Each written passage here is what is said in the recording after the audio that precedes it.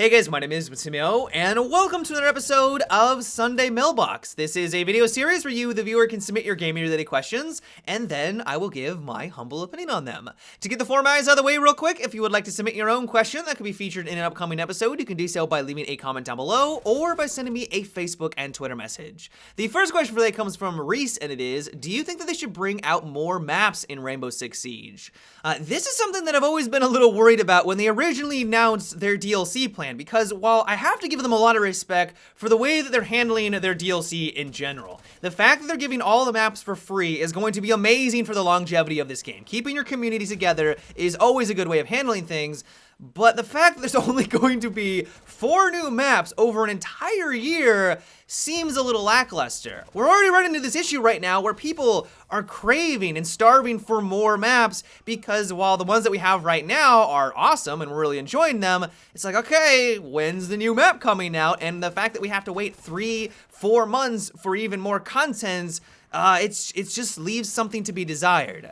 And while I fully admit this is probably just gamers being insatiable, and I fit into this category, I want more of what I enjoy, and so having 2 maps instead of 1 come out every 3 or 4 months would be amazing in my eyes. But I would love to have like 3 or 4 maps coming out every month. Like, of course I want more content, but I still am kind of hoping that Ubisoft has a trick up their sleeve. How incredible would it be is that if those rumors were true, that they were working on and bringing the Article 5 mission, the university map, to the multiplayer in one of the upcoming expansion packs. So instead of just having one of the maps that they had planned, they're like, hey, we were also working on this on the side, enjoy 2 free new maps. That would be amazing in my eyes. Will this happen? Probably not. Like, let's be honest with ourselves, they haven't announced anything, they don't have any obligation to do this, but I am really hoping that they have something up their sleeves. I'm loving Rainbow Six, a lot of people are enjoying the game right now, and I think everyone would like to have more, but of course we're insatiable, maybe we're just being too greedy, maybe we're expecting too much, but I will say that at least from my end, having only 1 map coming out every 3 to 4 months does leave something to be desired. The next question comes from Andrew, and it is, what are your thoughts on being able to pick different reload animations for your weapon in the next Battlefield game? You could unlock them through using the weapon, earning service stars, or through battle packs. These animations may be able to add a new layer of customization to the next Battlefield game. What are your thoughts? Yeah, I love this idea. I'm someone who always likes the concept of rewarding gamers with cosmetic items when they do something noteworthy in a video game. You do something really impressive, like get 1,000 kills with a gun, you get a kick-ass camo that you can only unlock by doing that action. You play as the medic class for 100 hours, you get a cool new camo for your character or for your soldier. Maybe you get a bunch of revives, like just something to that nature that kind of showcases your playstyle or showcases kind of what you've been accomplishing in game that everyone else can kind of show and see is really, really cool.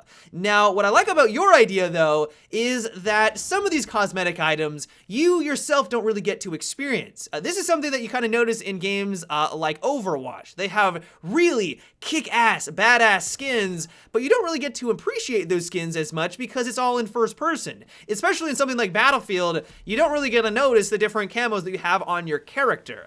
This is probably why weapon skins are as popular as they are, because not only can you show off to everyone, hey, here's my cool gun, but you also get to have that sweet camo in front of you the entire time, and you get to enjoy it. And so what I love about your idea of having weapon animations for achieving something is that you get to enjoy that weapon animation the entire time you're reloading. That just seems like a really cool concept. The only thing, or the reason why I would be a little surprised if they did decide to do this though, is that is a lot more work for the animators. If they have the same amount of guns like we have in Battlefield 4, that's about 100 new animations that they have to create, unique animations that they have to create for every single one of the guns. And while your argument could be, hey, we could just reuse some of them, and that would be okay.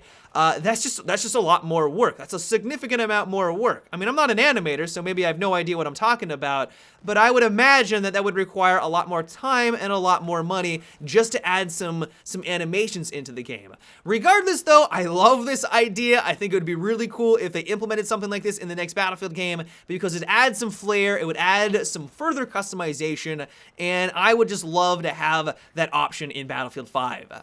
The next question is, do you think they should make separate models models for the attackers and defenders for recruits to make it easier to identify someone when playing in-game.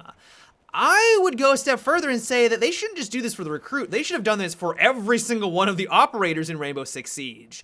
I'm sure I'm not the only one who has this problem.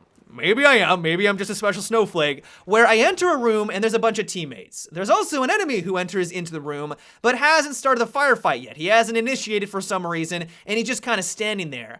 I will be hard-pressed to realize that it's an enemy because he looks so similar to all of the other operators in the game. There's been a lot of situations where I will enter into a firefight and have no idea what to shoot at because everyone looks practically identical to everyone else.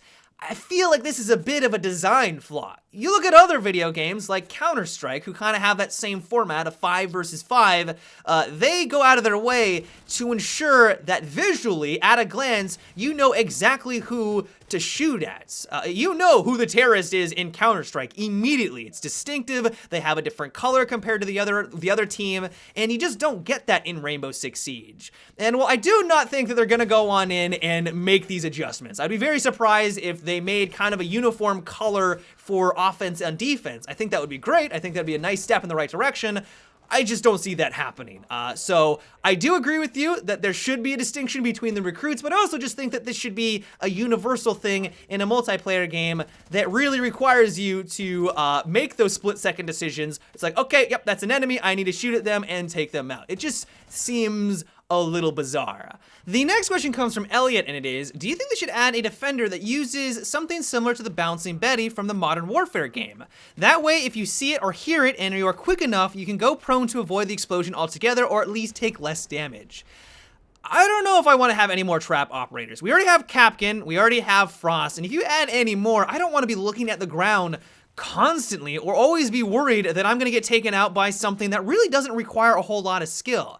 I think it's okay that CanCan and Frost are in the game. Like, don't get me wrong, they add in a nice dynamic. If you scout it out, you know what to look out for, and I think that's cool. But I don't know if I want to have another operator that can place something down on the ground that can kill you seemingly out of nowhere if you're not paying close attention to everything that's happening around you.